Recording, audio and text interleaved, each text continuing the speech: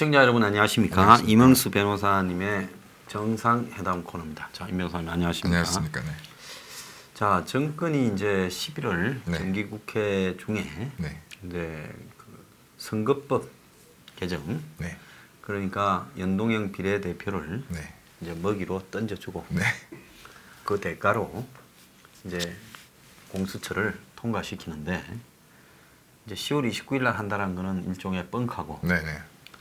이제 야당 조건이 어떻게 나오고 한국당이 어떻게 반응을 하는가를 보는 것 같아요. 그죠? 네. 네. 네. 그리고 이제 자기들이 또 정경심과 조국의 처리에 대해서 나름대로 이 출구적인 전략이 있지 않겠습니까? 네, 그렇습니다. 그래서 이제 그때쯤 되면 10월 달 안에 어쨌든 조국 수사까지 다 네. 완료되고 네. 네. 10월 달 안에 그러면 뭐 늦어도 이제 10월 한 첫 주까지 조국이 완료되면 11월 네. 네. 그러면 이제 11월 중하순에 네. 이제 공수처를 밀어붙여 버리겠다. 네. 네. 지금 이게 정권의 이제 의도 같아요. 네. 네. 또 이렇게 하는 의도 중에는 이렇게 해야 검찰이 너네들이 조국 문제를 아무리 발버둥 쳐도 네. 결국 우리가 공수처 한다. 그러니까 너네 쓸데없는데 권력을 빼지 마라. 지키려고 힘 빼지 마라. 뭐 네. 이런 의미도 있지 않겠습니까? 그렇습니다. 네. 네. 그래서 이제 하여튼 이러저런 스케줄 조국을 이제 결국 손절을 하고 이제 뭐 조국과 뭐 같이 의논이 됐는지는 모르겠지만 소장님 말씀하신 것처럼 하여튼 이제 원래 조국 사태에 이제 그 진원 그 비롯된 이후 이제 검찰을 반드시 무력화시키고 네. 자기들의 뭐 입맛에 맞는 네. 공수처를 출범시키겠다는 강한 의지를 지금 계속 네. 실현해 나오고 있는 것은 사실인 것 같습니다. 자, 그렇게 본다면 결국은 이제 공수처가 이제 통과를 네. 밀어붙이면 현재는 뭐 반대나 어정쩡한 입장을 밝힌 야당이 네. 연동형 비례대표로 정치적인 생명을 연장을 네. 총선에서의 의석을 보장해주면 네. 네. 우리는 찍어주겠다. 뭐 이거 아니에요? 그렇습니다. 그러니까 독재냐 아니냐라는 민주주의의 원칙이 네. 내 당의 네. 정치적 생명 연장의 거래로 지금 이 바타 교환하는 바꿔먹기 대상인 거 아닙니까? 그렇습니다. 그러니까 좀 있을 수가 없는 일이 지금 벌어지고 또 있는 거죠. 근데 어떻게 언론들은 공수처를 가지고 선거법하고 연계시켜서 바꿔먹겠다라는 이게 정치로 보면 그야말로 정말 저질인 것이고 그럼 아무리 내가 정치를 안 하더라도 민주주의적인 원칙은 지켜야 되면 지키는 것인데 그렇습니다. 이런 부분에 대해서 지적하는 이걸 바꾸어 먹는 것이 패스트트랙이라고 두 개를 같이 올린 것이 옳은가 그런가에 대한 별로 토론도 없는 것 같아요. 아니 공수처 자체에 옳고 그르고를 떠나가 이 두 개를 거래하는 부분이 정치적으로 얼마나 지저분하고 민주주의에 위험한가라는 부분에 대한 이야기들이 안 되고 있다. 이게 참. 그러니까 이제 뭐 서초동에 모였던 이제 그 대깨문들이 얘기했던 거긴 하지만 참 언론 개혁이라는 부분이 그러니까 뭐 물론 이제 언론이란 부분을 외부적으로 개혁하는 것이 합당한가에 대한 이제 문제는 있지만 그러니까 말씀하신 것처럼 지금 어느 한 면은 그러니까 물론 이제 뭐 주장하는 사람에 따라서는 이제 국민의 어떤 의사 결정을 더 잘 반영하는 문제도 굉장히 중요하다 볼 수 있지만 어쨌든 정말 법치주의와 어떤 사법부의 독립의 근간에 이제 어떤 현행 헌법의 핵심적인 부분 중에 하나인데 말씀하신 것처럼 그 부분이 좀 거래 내용처럼 되고 있는 것. 그러면 뭐 예를 들어서 뭐 야당에서도 뭐 공수처가 이러저러하게 필요하니까 뭐 그거를 뭐 그거는 그거대로 찬성을 하고 뭐 선거법은 선거법대로 또 제가 추진하는 거는 뭐 또 일은 그럴 수 있다 그러지만 소장님 말씀하신 것처럼 선거법을 우리가 얻기 위해서 공수처를 협조해 준다 이런 식은 진짜 그 자체가 좀 많이 문제가 있는 것 같습니다. 그렇지 않겠습니까? 네. 그죠? 예. 그래서 그 부분에 대해서도 좀 언론이 좀 적극 좀 지적을 해야 되는 부분이고 예. 그러니까 이런 게 지금 사실 뭐 두 가지 부분이 다 진짜 대한민국 헌법과 체제의 핵심 내용인 것인데 이것이 지금 뭐 그냥 뭐 검찰을 개혁해야 된다. 이런 뭐 좀 일부의 그냥 뭐 아무 내용도 없는 그런 선동으로 뭐 국회나 이런 쪽에서 움직여야 될 일인가 이 부분에 대해서는 좀 이 자체로 지금 서러워지는 상황에 대해서 아주 그 굉장히 걱정도 되고 참 우리 대한민국 정치나 언론의 수준이 정말 이것밖에 안 되는가 하는 한탄이 나오지 않을 수가 없죠. 예, 그 참 한심하다고 보고 있습니다. 자, 그런데 이제 이 공수처법이라는 부분을 이 정권이 이제 밀어붙이는 많은 이유 중에 하나는 이제 뭐 저도 제 방송에서 이야기했습니다만은 이제 마이너한 부분으로 보면 이 조국으로서의 공수 전환, 네. 조국 국면에서 네네. 또 지지층에 대한 집결과 문재인 지지율 네네. 이렇게 이제 유지, 네. 그리고 이제 총선 승리와 또 뭐 영구 집권을 기하는 부분, 네네. 그다음에 이제 마지막으로는 이제 독재를 네. 강화하는. 네네. 그래서 이제 뭐 공포 정치 이런 부분이 이제 핵심이지 않겠습니까? 그렇습니다. 네. 자, 그러면 우리가 잘 모르는 사람들은 뭐 우리가 동유럽 여행을 할 때 필수 코스라고 하는 뭐 폴란드, 뭐 이렇게 또 헝가리 네. 이런 나라들이 이번에 뭐 헝가리죠 다뉴브 강에서 전복 사고도 참사가 났습니다만 있습니다. 헝가리가 유럽의 대표적인 극우 독재 국가라고 그렇습니다. 분리하지 않습니까? 그렇습니다. 또 폴란드가 대표적인 이 독재 국가. 네. 우리가 이 무슨 예술과 문학과 뭐 이런 나라인 과학의 나라인 폴란드가 독재 국가다. 네. 또 뭐 아름다운 부다페스트가 독재 국가다. 이게 이해가 안 가지 않습니까? 그렇습니다. 근데 헝가리는 지금 오르반이라는 사람이 십몇 년째 하고 있고 네. 마찬가지로 이제 이 폴란드도 네. 저 카진스키 네. 형제 중에 동생이 대통령하다 죽었고 네. 사고로 동생이 지금 형이 네. 배후에서 네. 총리의 장관을 주무르면서 둘 다 특징이 사법기구를 거의 무력화시키고 있지 네. 않습니까? 그렇습니다.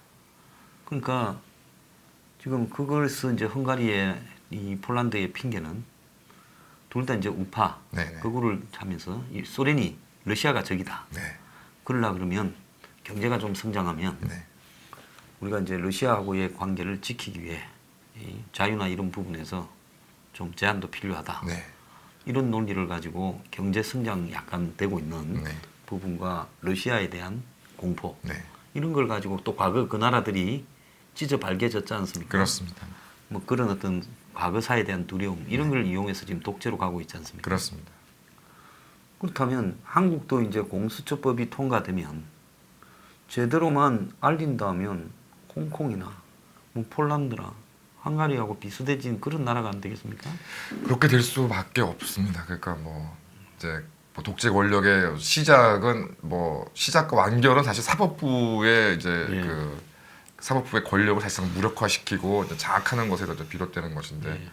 최근 이제 그 국정감사에서 이제 김명수 대법원장 체제 내에서의 법원 행정처장님께서 이제 말씀을 하셨더라고요. 예.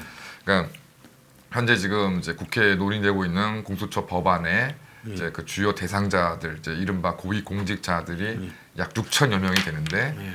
그 중에 이제 판사가 전원 포함되기 때문에 판사가 약 3,300여 명이 포함이 되고 또 이제 뭐 검사가 이제 한 2,300명이 되는 것이니까 그럼 결국 공수처 법안의 그 주요 그 대상자들의 거의 뭐 7, 80%가 법원과 검사라는 얘기가 되는 겁니다. 법관과 검사라는 얘기가 되는 거고요. 뭐 여기에 대해서 공수처가 아주 독점적인 수사 권한. 이제 뭐 다 뭐 아시는 분은 아시겠지만 뭐 검찰이나 경찰, 심지어 경찰 지금 이제 문재인 정부가 아주 밀어주고 있는 경찰 같은 경우에도 뭐 사건 수사를 진행하다가 판사나 검사의 어떤 비위 행위에 대해서 어떤 뭐 수사 단서를 잡았을서 수사를 진행하다가도 공수처에서 이첩하시오. 그러면 이제 바로 이첩이 되는.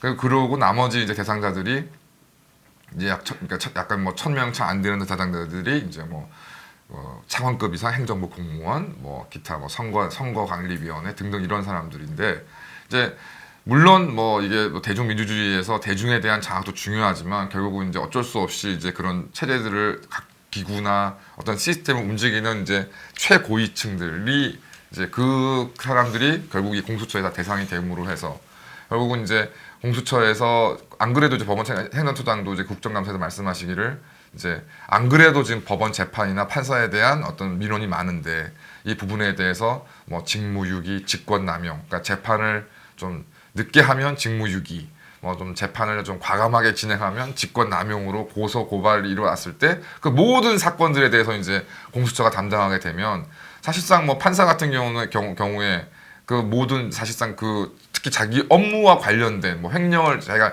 개인적으로 어떤 범죄를 저질렀다는 게 아니라 업무와 관련된 어떤 범죄에 대한 독점적 수사권과 기소권이 공수처에 모두 간다. 그러니까 이거 자체가 굉장히 좀 문제가 있다. 그래서 최소한 이제 그 법원행정처장의 말씀으로는 이제 그 다른 일반 공무원들처럼 좀 고위 공직자 범위에 한정시켜야 된다는 의견이 있다는 얘기를 하셨는데 굉장히 타당한 이야기를 생각합니다. 근데 좀 언밸런스가요. 일반 공무원은 차관급 이상이래요. 그런데 검사는 보통 우리가 뭐 꼭 이 급수로 이야기하지 않지만은 상급이라고 해당하지 않습니까? 판사도 그렇다고 봐야 되죠. 예. 그리고 경찰이 또 묘한 게 경무관이면 상급이에요. 네. 공무원으로 따지면 그렇습니다. 경찰이 급수가 좀 낮지 않습니까? 그렇습니다. 총경이 4급이에요. 네. 경무관이 딱 상급이에요. 네. 그러니까 수사하거나 재판하는 기관은 상급으로 딱 몰아놓고 네. 나머지는 이제 차관급으로 해놨는데 네. 여기에 숫자가 검사 전원 2,200, 네. 판사 전원 3,200명, 3,300명. 3,300, 그러니까 6,500이네. 5,500명. 5,500. 네. 그러면 6,000명 정도라고 하지 않습니까? 그렇습니다. 네. 그러니까 나머지는 경찰, 네. 공무원 일부 해봤자 네. 내가 볼 때 한 2,300명밖에 안 될 것 그럴 같아요. 것 같습니다. 네. 그러니까 이거는 누구를 위한 법이냐면 판검사하고 경찰을 위한 법이다. 이렇게 봐야 되는 거 아니겠습니까? 그게 주 타겟으로 봐야 될 것 같습니다. 그러니까 공수처법이 고위공직자 비리수사처법이 아니라 수사하고 기소하고 재판하는 사람들을 위한 협박법이다. 이렇게 봐야 되는 거 아니겠어요? 그렇습니다. 그래서 뭐 다시 한번 말씀드리지만 특히 이제 해당 범죄의 뭐 직권나 아니면 직무유기, 그러니까 그 뭐 판사나 검사가 개인적으로 어떤 일반 형사 범죄를 저질렀다는 것도 이제 뭐 그 대상이 된 뭐 그랬지만 주요한 타겟이 이제 그 부분들의 자기 독점적인 수사권을 갖기 때문에 그러니까 직무 집행에 관련돼서 바로 사후적 통제가 가능한 지금 기구를 지금 만들고 있다라는 것이 뭐 정석일 수밖에 없는 거죠. 자, 지금 이게 진짜 말이 안 되는 어한 일이 지금 벌어지고 있는 건데요. 그렇습니다. 자, 이런 상황이라면 이 지금 여기서 벌어지는 일에 대한 여러 가지 사안들을 봤을 때 결국은 그 공수처라는 부분이 엄청난 일종의 판검사에 대한 협박 수단이다. 조권력에. 네. 자, 그래서 검사가 수사했는데 그걸 갖다가 지금도 검사 수사에 불만이 있다고 진정서가 엄청나게 접수되잖아요. 네. 판사 재판에 대해서는 연 한 4,5천 건이 들어온대요, 평균. 네. 몇 년간. 그러면 앞으로 판사, 검사가 수사하고 기소하고 재판한 부분에 대한 어필이 전부 공수처로 가서 그렇습니다. 그리고 이제 예를 들어서 뭐 기존의 판사, 검사, 관행이 뭐 술도 좀 얻어먹고 네. 뭐 이렇게들 많이 하잖아요. 네네. 뭐 변호사도 접촉 좀 하고. 네. 근데 이제 그런 식으로 공수처 대상으로 해놓고 각 판사, 검사들의 비위 사실을 전부 손에 쥐고 있고 네. 또 어떤 판사가 정권에 대해서 좀 불리한 네. 수사를 해서 그 불리한 재판을 네. 판결을 하면 네. 그 판사에 비리가 없냐고 공수처가 나서서 네. 곧바로 뒤지고 다니고 네. 가족 비리라든지 네. 사생활 뒤지고 네. 어떤 검사가 또 정권에 대해서 좀 이 기소를 이렇게 좀 불쾌하게 하면 또 그걸 그렇게 하고 네. 경찰이 또 경찰한테 이제 수사권을 떼준다 했을 때 네. 경찰이 또 말을 안 들면 경무관 이상 조지면 뭐 알아서 밑에 쑤셔서 그렇습니다. 정리할 거 아닙니까? 네. 네. 그리고 또 야당 의원들을 조사해야 될 필요가 있을 때 자 네. 이제 검찰 비위를 싹 건드려서 아유 뭐 당연히 너 요즘 조사하고 있대 어떻게 좀 안 됩니까? 어느 의원이 좀 문제가 있던데 그거 좀 한번 캐보지 뭐 이런 식으로요. 네. 그야말로 청부 기소, 청부 판결 이런 것들이 가능해지도록 청부 수사 네. 지금 그런 것들이 지금 가능해지도록 만드는 법이라고 봐야 되지 않겠습니까?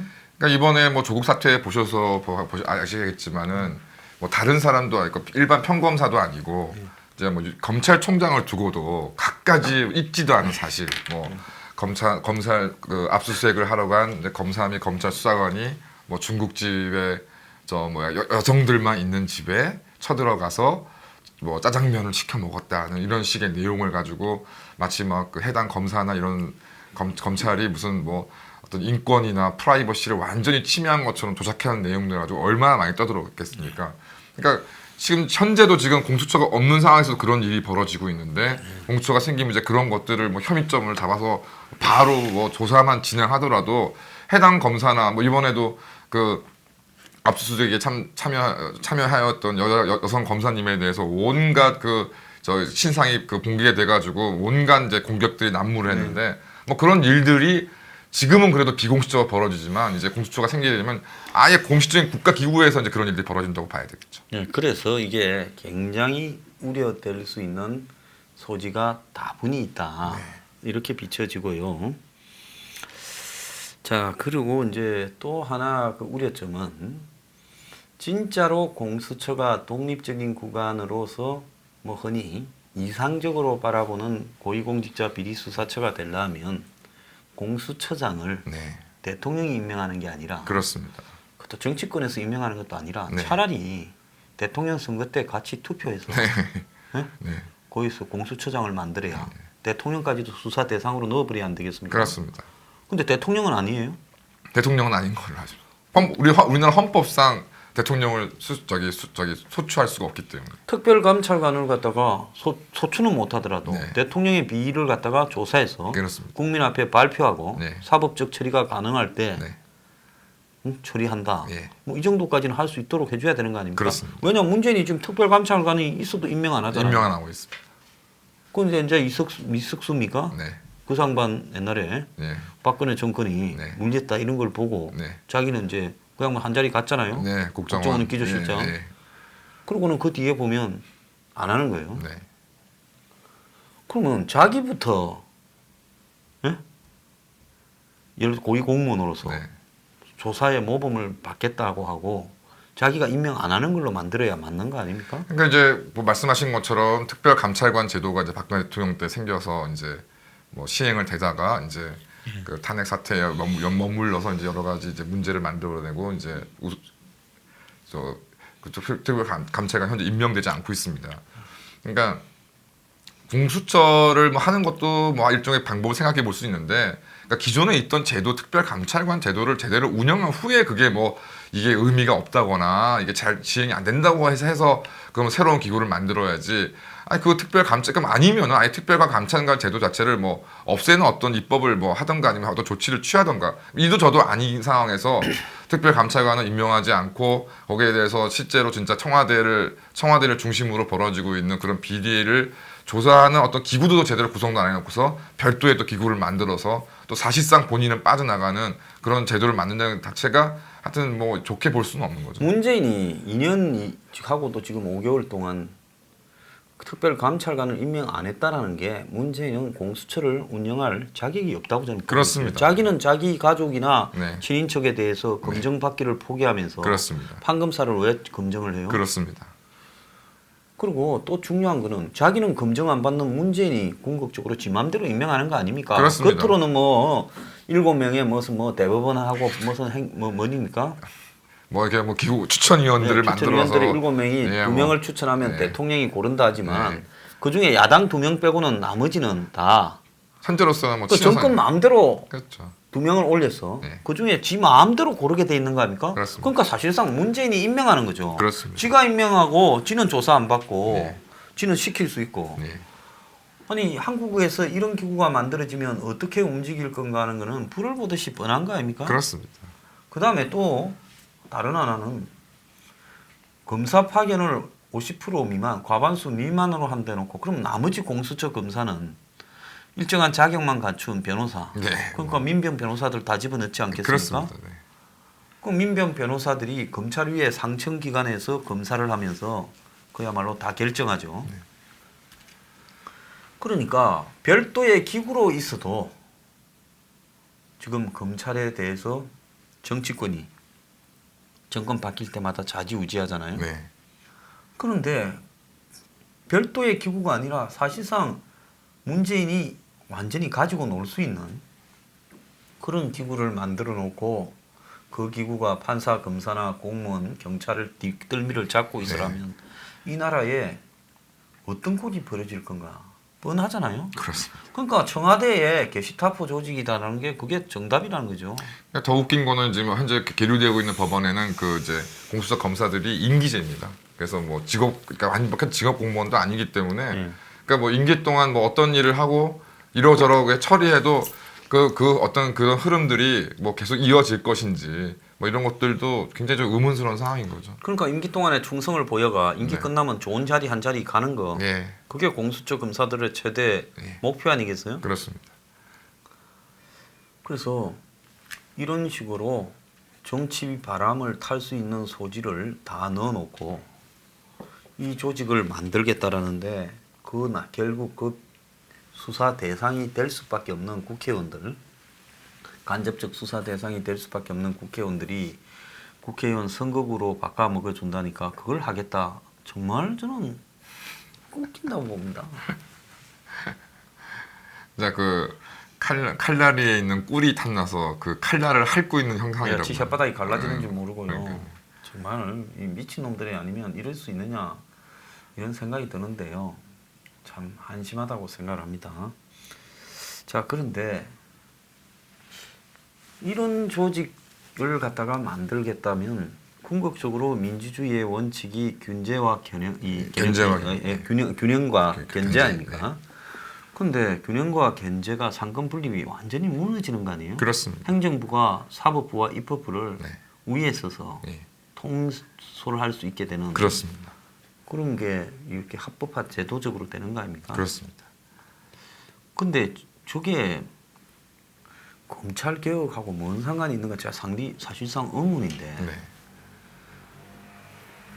지금까지 공수처가 없었다고 해서 무슨 뭐 판검사의 비리가 크게 감춰져 왔습니까? 저는 그런 기억은 좀 별로 없는 것 같습니다. 지금 뭐 돈 먹은 판사, 주식 받은 판사, 네, 뭐 접대 받은 판사들, 네. 검사들 다 지금 가고 있지 않습니까? 그렇습니다. 네. 그래서 요즘 뭐 스폰서 판사 관행도 요즘에 거의 없습니다. 거의 없었고 그죠? 예, 예. 그러니까 뭐. 무슨 뭐 누가 술 사겠다 하면 검사들이 그런 걸 얻어먹지도 않는 거고. 그렇습니다. 근데 마치 판사 검사 집단의 도덕 수준을 거의 발바닥으로 보고 저것들은 다른 조직이 뒤지고 감시해야 개혁된다. 네. 지금 그거 아니겠어요? 그렇습니다. 그래서 정말로 이제 검찰은 지금 이제 저항을 시작했고 판사들도 지금 법원 행정처장이 이 정권에서 그래. 임명한 사람일 건데도 네. 말을 해준 거 아니겠습니까? 그렇습니다. 그 일반 판사들 전체의 지금 판결에 대한 두려움 이런 부분이 지금 표시된 거 아니겠습니까? 그렇게 봐야 될 것 같습니다. 이쯤 된다 그러면 이게 마치 뭐 일종의 선거권을 제한해서 특별한 사람만 투표한다라든지 네. 국회의원은 뭐 형식적으로 원로원처럼 존재한다는 것만큼 네. 우리 사회의 큰 제도 시스템의 변화다라는 부분인데 네. 헌법을 고치지 않고 법률로 이 공수처를 만든다라는 게 이것도 좀 의아스럽다고 생각하지 않습니까? 그러니까 일단은 뭐 헌법 위반의 문제에 대해서는 뭐 여러 가지 또 뭐 이론적인 어떤 조문의 검토가 필요하겠지만은 뭐 제가 여기서 말씀드릴 수 있는 것은 이제 현재 어쨌든 공수처는 헌법에 규정되어 있는 그 기구가 아니기 때문에 그러면 예를 들어서 이제 우리나라에서 이제 헌법에 규정되어 있는 거는 이제 수사 기소권은 이제 그러니까 검찰에 그다음에 이제 사법권은 법원에 이렇게 주어 있는 것이라서 그럼 이 부분에 대해서 어느 정도 이제 그 어떤 합의가 그 헌법상 합의가 있는 것인데 공수처는 이렇게 저렇게 봤을 때 제가 볼 때는 이 부분에 대한 헌법의 쌍의 어떤 합의를 분명히 뛰어넘는 부분이 있거든요. 그래서 예. 이거를 뭐 개헌이 반드시 필요한 건 아니지만 그래도 어떤 헌법에서 일단 근거가 있어야 되는 게 아닌가 좀 생각이 많이 들고요. 그래서 그런 부분들 특히 이제 사실상 이제 뭐 그 법원과 검찰도 문제지만 뭐 선거관리위원회라던가 특히 제일 중요한 뭐 선거관리위원회라든가 이런 것에 대해서도 사실상 독점적인 수사권을 갖기 때문에 이 부분에 대해서만큼은 좀 헌법상의 어떤 합의가 있어야 되지 않을까 좀 생각이 좀 많이 듭니다. 자, 그래서 한국당의 한국 최고의 헌법학자도 있고 국회의원으로 네, 말입니다. 네. 그래서 공수처법이 헌법의 기본 조항에 위헌이 된다라는 부분을 가지고 한국당이 지금 공수처법을 통과시키려는 문재인 정권의 행위, 네. 그 뭐 발의, 네. 국무회의 통과 뭐 이런 게 있지 않겠습니까? 그렇습니다. 지금 네. 그 부분에 대해서 그 뭐라고 할까요? 뭐 형사적으로 보면 가처분 신청 같은. 네, 네, 네. 그러니까 직무 정지 가처분 직무 정지가 아니고 뭐라고 그럽니까? 그러니까 뭐 저희 그 헌법재판소의 이제 권한쟁의 심판, 권한쟁의 심판 뭐 심판이죠. 등등으로 이제 가처분 뭐 신청은 가능, 법률적으로 예, 가능한. 그런 부분을 내고 이것이 헌법의 위법이 된다. 헌법 정신이라는 것은 뭐 복잡하고 까다로운 게 아니라 그렇습니다. 상권 분립이라든지 이 균형과 견제 네. 이 부분이 유지돼야 된다든지 그렇습니다. 이런 상식적인 것들이 담겨 있어서 이 3부가 입법, 행정, 사법 3부 중에 하나의 부서가 나머지를 통솔한다는 것이 네. 위배라는 부분에 대해서 네. 헌법재판소의 네. 권한쟁의 심판 이런 거를 한국당이 지금 서둘러서 빨리 내야 되지 않겠습니까? 그런 부분이 좀 저희 좀 적극적인 좀 조치가 좀 필요한데 하여튼 좀 한국당 반응이 좀 저도 이렇게 좀 띄엄띄엄 보긴 하지만 좀 이걸 뭐 자기들 안을 뭐 이렇게 공수처 자체는 찬성하지만 그게 뭐 세부적인 내용이 아니라던가 아니면 또 어떤 때라도 공수처 자체도 반대한다가 좀 정리된 입장이 없는 것 같아요.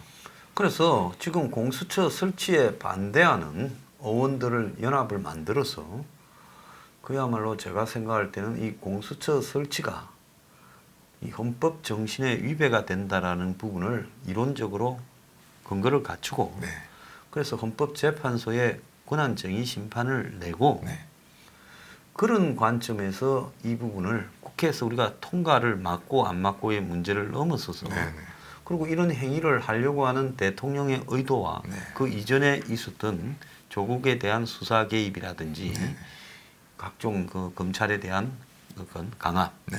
이런 부분으로 탄핵을 내고 네. 또 한편으로는 헌재에 권한쟁의 심판을 내는 절차를 하는 것이 더 중요한 거 아니냐. 그렇습니다. 저는 그렇게 보고 있습니다. 좀 쟁점을 이제 뭐 소장님께서 뭐 계속 방송에서 말씀하셨지만은 조국의 사퇴는 이제 일단 결말이 났고 이제 이러저러한 이제 뭐 후속 수사가 뭐 있겠지만 그거야 뭐 검찰이 제대로 하는 것이 또 저희가 감시를 하게 필요하겠지만 지금 하여튼 공수처 문제 등등을 해서 이제 독재 체제의 완성화를 향해 막 달려가고 있는데 이 부분에 대해서 뭐 결과를 떠나서 하여튼 할 수 있는 모든 방안들 말씀하신 것처럼 또 한국당에 얼마나 법조인들이 많습니까? 그래서 그런 부분들을 조금 더 이게 그러니까 뭐 나와서 장외 집회 잘 못하는데 그런 거라도 자기들 전문 영역이니까 좀 적극적으로 좀 나서셔야 될 필요가 있는 게 아닌가 생각이 좀 드네요. 예, 그 오늘 그 공수처 설치와 관련해서 법률 전문가신 임형수 변호사님 모시고 공수처법의 위험성과 또 위헌성 이런 부분들을 달아봤습니다. 오늘 출연해서 감사합니다. 네, 감사합니다.